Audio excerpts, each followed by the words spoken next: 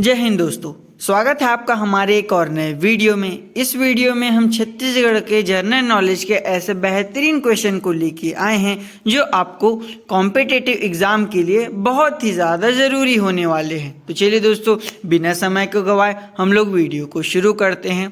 तो पहले वीडियो में हम लोग देखते हैं कि सबसे पहला क्वेश्चन, छत्तीसगढ़ शब्द का सर्वप्रथम उपयोग साहित्य में किसने किया था। दोस्तों, छत्तीसगढ़ शब्द का जो सर्वप्रथम प्रयोग साहित्य में किसने किया था। दोस्तों, यहाँ पर 4 ऑप्शन दिए हुए हैं। यदि किसी क्वेश्चन का आंसर यदि आपको पहले से पता हो तो नीचे कमेंट में कमेंट करके ज़रूर बताइएगा दोस्तों, जिससे आपको आपकी जानकारी के बारे में भली भांति अवगत हो जाएंगे। तो दोस्तों, यहाँ पर 4 ऑप्शन है, लक्ष्मी निधि, दलराव राम, तीसरा ऑप्शन हो जाएगा गोपाल मिश्रा और चौथा हो जाएगा बाबू रेवाराम। तो दोस्तों, इसका जो राइट आंसर हो जाएगा वो हो जाएगा ऑप्शन नंबर बी, दलराव राव। तो दोस्तों, जो पहले का जो ऑप्शन हो जाएगा ऑप्शन नंबर बी जो हो जाएगा दोस्तों, इसका राइट आंसर हो जाएगा। दोस्तों, चलिए बढ़ते हैं हम लोग अगले क्वेश्चन की ओर। क्वेश्चन नंबर 2 में है पूछा गया है कि छत्तीसगढ़ी भाषा की प्रथम महिला साहित्यकार कौन है। दोस्तों, बताना है कि छत्तीसगढ़ी भाषा की जो पहली महिला साहित्यकार कौन है दोस्तों। तो इसका जो राइट आंसर हो जाएगा दोस्तों वो हो जाएगा option number A, Nirupama Sharma. Option number A जो हो जाएगा दोस्तों, इसका राइट आंसर हो जाएगा। दोस्तों, चलिए बढ़ते हैं हम लोग अगले क्वेश्चन की ओर। अगले क्वेश्चन में है पूछा गया है कि किस नदी पर राज्य का सबसे ऊंचा बांध बनाया गया है। छत्तीसगढ़ के बारे में ये पूछा गया है दोस्तों कि कौन सा जो बांध है ये राज्य का सबसे ऊंचा बांध है। यहाँ पर हसदू, महानदी, शिवनाथ और कीलू, दोस्तों ये 4 बांध दिए गए हैं। इसका जो राइट आंसर हो जाएगा दोस्तों वो हो जाएगा हसदू। तो दोस्तों, जो छत्तीसगढ़ राज्य का सबसे जो ऊंचा बांध है वह हसदू नदी पर बनाया गया है। दोस्तों, चलिए बढ़ते हैं हम लोग क्वेश्चन नंबर 4 की ओर। क्वेश्चन नंबर 4 में हमें पूछा गया है कि प्रथम छत्तीसगढ़ी उपन्यास हीरू के कहानी के रचनाकार हैं। जो छत्तीसगढ़ की जो प्रथम उपन्यास था हीरू की कहानी के रचनाकार कौन है दोस्तों, पूछा गया है दोस्तों इसमें। इसका जो राइट आंसर हो जाएगा मित्रों वो हो जाएगा option number A, Banshidhar Pandey. तो Banshidhar Pandey option number A जो हो जाएगा दोस्तों हमारे चौथे क्वेश्चन का राइट आंसर हो जाएगा। दोस्तों, यहाँ पर जो लिए हुए क्वेश्चन बहुत ही ज़्यादा इंपॉर्टेंट है, तो आप वीडियो को बिना स्किप करे पूरा देखिएगा दोस्तों, जिससे आपको इस वीडियो का लाभ हो सके। चलिए बढ़ते हैं हम लोग क्वेश्चन नंबर 5 में। क्वेश्चन नंबर 5 में पूछा गया है कि छत्तीसगढ़ी लोकगीतों का परिचय नामक किसने लिखी। दोस्तों, यहाँ पर पूछा छत्तीसगढ़ी जो लोकगीतों का परिचय नामक जो पुस्तक है वो किसने लिखी। श्याम चरण दुबे, दानेश्वर शर्मा, हेमंत नायडू और इनमें से कोई नहीं। तो दोस्तों, इसका जो राइट आंसर हो जाएगा वो हो जाएगा श्याम चरण दुबे। दोस्तों, इसका जो राइट आंसर हो जाएगा, सॉरी ये मैं आपको बता देता हूँ, ये हो जाएगा ऑप्शन नंबर ए, श्याम चरण दुबे। इसका जो राइट आंसर हो जाएगा दोस्तों ऑप्शन नंबर ए।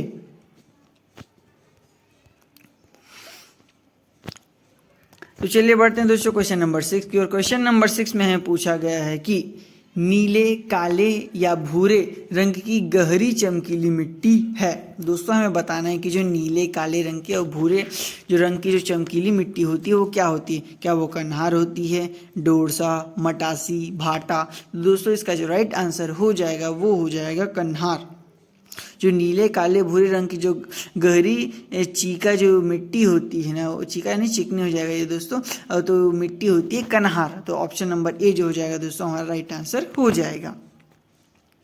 चलिए बढ़ते हैं हम लोग क्वेश्चन नंबर 7 की। क्वेश्चन नंबर 7 में हमें पूछा गया है कि छत्तीसगढ़ में सर्वाधिक साक्षरता प्रतिशत किस जनजाति की है। दोस्तों, हमें बताना है कि जो छत्तीसगढ़ में जो जनजाति में सर्वाधिक साक्षरता प्रतिशत किसकी है। यहाँ पर ऑप्शन नंबर ए हो जाएगा मुरिया, बी में भत्रा, सी हल्बा, व डी हो जाएगा धुरवा। तो दोस्तों, इसका जो राइट आंसर हो जाएगा option number C, Halba. Chhattisgarh में सर्वाधिक साक्षरता प्रतिशत जो हल्बा जनजाति की है। दोस्तों, चलिए बढ़ते हैं हम लोग क्वेश्चन नंबर 8 में। क्वेश्चन नंबर 8 में हमें पूछा गया है कि छत्तीसगढ़ की प्रथम राजधानी है। छत्तीसगढ़ की जो प्रथम राजधानी क्या है दोस्तों। सॉरी दोस्तों, क्वेश्चन मुझे कुछ अलग लग रहा है, मैं बताता हूँ। छत्तीसगढ़ की जो प्रथम राजभाषा है दोस्तों, मैंने गलत पढ़ा था, राजभाषा है। तो ऑप्शन नंबर ए हिंदी, अंग्रेजी, छत्तीसगढ़ी, उर्दू। तो दोस्तों, इसका जो राइट आंसर हो जाएगा ऑप्शन नंबर ए हो जाएगा।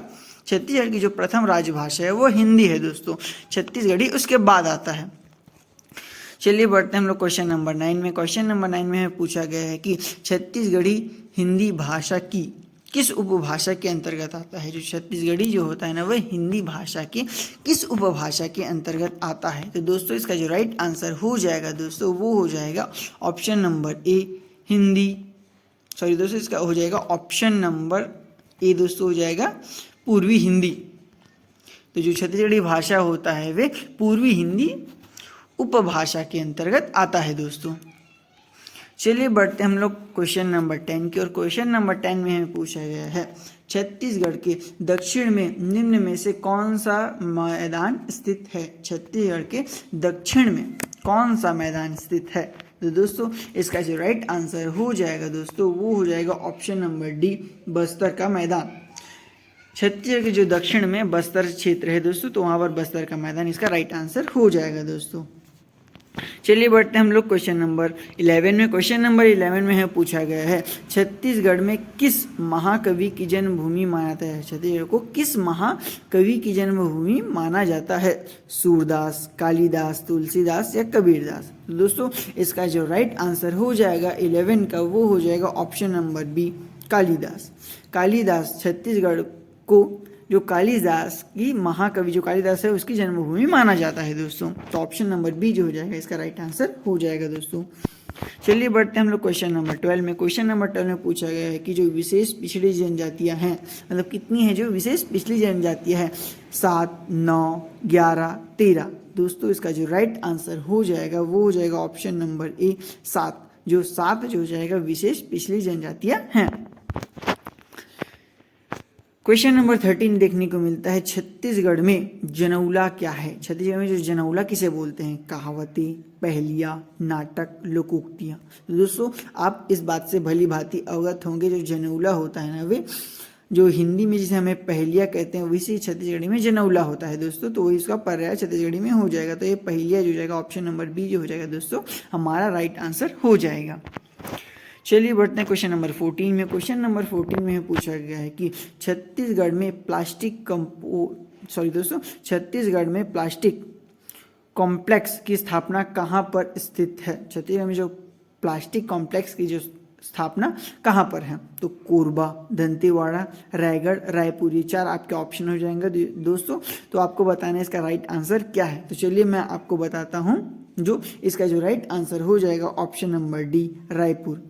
Option number D Raipur. Chhattisgarh में प्लास्टिक कॉम्प्लेक्स की स्थापना रायपुर में की गई है दोस्तों। चलिए बढ़ते हैं हम लोग अपने क्वेश्चन नंबर 15 में। क्वेश्चन नंबर 15 में पूछा गया है कि जो भिलाई इस्पात संयंत्र भिलाई इस्पात संयंत्र का उत्पादन कब शुरू हुआ? ये दोबारा जो उत्पादन 2 बार लिखा ये हटा देना दोस्तों। ये हो जाएगा भिलाई इस्पात संयंत्र का उत्पादन कब शुरू हुआ? दोस्तों यहाँ पर हमें बताना है कि कब हुआ। 1957, 1958, 1959 या 1961 में दोस्तों। तो इसका जो राइट आंसर हो जाएगा दोस्तों ऑप्शन नंबर सी वर्ष 1959 में हुआ था दोस्तों। ऑप्शन नंबर सी जो हो जाएगा इसका राइट आंसर हो जाएगा दोस्तों। तो दोस्तों कमेंट में कमेंट करके बताइएगा कि ये क्वेश्चन आपको कैसे लगे और वीडियो आपको थोड़ी भी इंफॉर्मेटिव लगी हो तो हमारे चैनल को सब्सक्राइब जरूर करिएगा। धन्यवाद।